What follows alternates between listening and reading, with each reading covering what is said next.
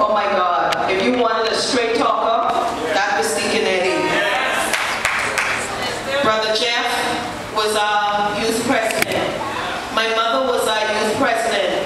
Brother McGregor, and if I make this mistake, Brother Perry, we were told so much times to call him Brother McGregor, was our youth director, along with Brother Sid.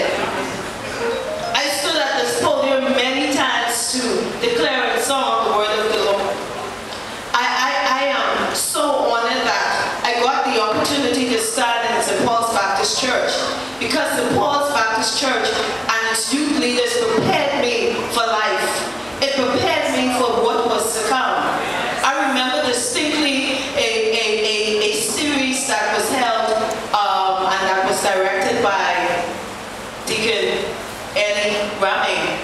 And it talked about keeping yourself pure and keeping yourself chaste. And we were very young, because if anybody knows my mother, you know that wherever she is or wherever she was, we were there. So we were at Sunday school, we were at Sunday morning service, Sunday evening service, Monday night prayer meeting, every day of the week with the exception of Saturday. And so we have no excuse to worship. She gave us no excuse. For the most part of our teenage years, we lived on Wolf Road opposite Mackey Street. And let me tell you, young people, we walked to church. We walked to church. And so I am 48 years old, and I find no excuse to worship my God. I have 3 children. I give them no excuse to worship God. When Sunday morning comes at 7:30, they are all in worship to God. Because I learned a long time ago, get all you can get, make sure you get Christ. Because the trials will come in your life. Some situations will come in your life. And the only thing, let me tell you, the only thing that will keep you is Jesus Christ. What you learn in this church will keep you. As their youth leaders speak to you, those words will begin to resonate and come back alive in your life. You know, we talk about choices and making the right choices and staying chaste and staying pure and saying no. I listened. We didn't know I listened. I'm never going to tell you that I'm perfect and I've not made any mistakes. But I made some choices early in my life. Now, young people, when you make choices, they're going to brand you. They're going to call you names. So let me be real, like Deacon Eddie was. Yes, they called me a sissy, because I told every man no. I told every man no, because I was waiting on my Boaz. I was waiting on the man to come and find a good wife. And so I told them no, and so they called me a sissy. Listen good to me. So they will brand you, and they will call you names. But as your thing says, or the question is asked, who am I? You ought to know who you are. You ought to know who you are. I said to them a long time ago, I am fearfully and wonderfully made. Fearfully and wonderfully made. Hallelujah. And so, as life progressed, like I said, on the 13th of July, I walked down these aisles. God blessed me with a wonderful husband. As I told you, trials and tribulations will come in your life. If you live long enough, and as reckless as our young people are living today, some of you will not see the reunion choir in 2022, because our young people are living so reckless.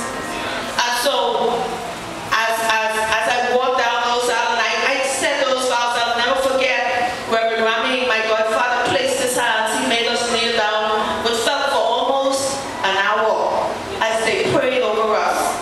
And I said, for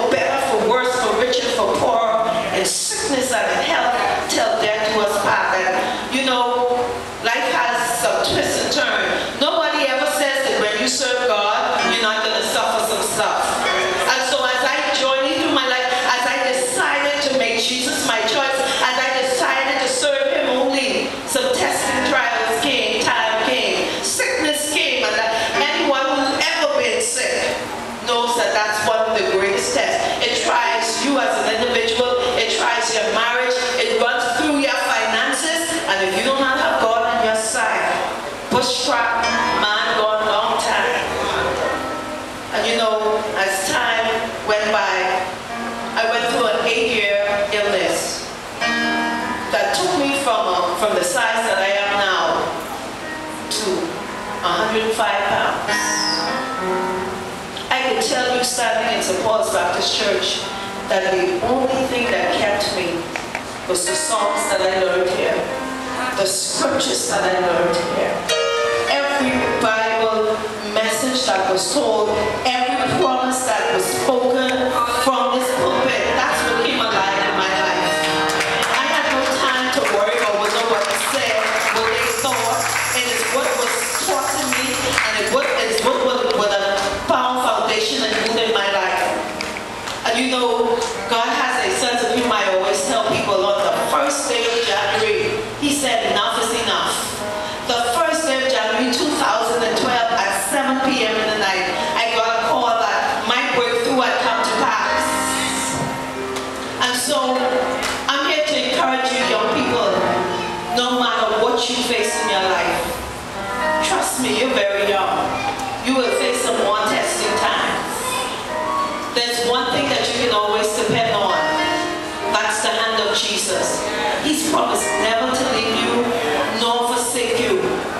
You hear the older people say, and I fit that category, He's the friend to the friendless, a mother to the motherless, a father to the fatherless. Jesus will be all that to you.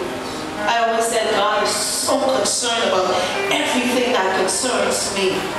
Everything that concerns me. And so I'm here to say that, gone through everything, I'm still holding on to His hand.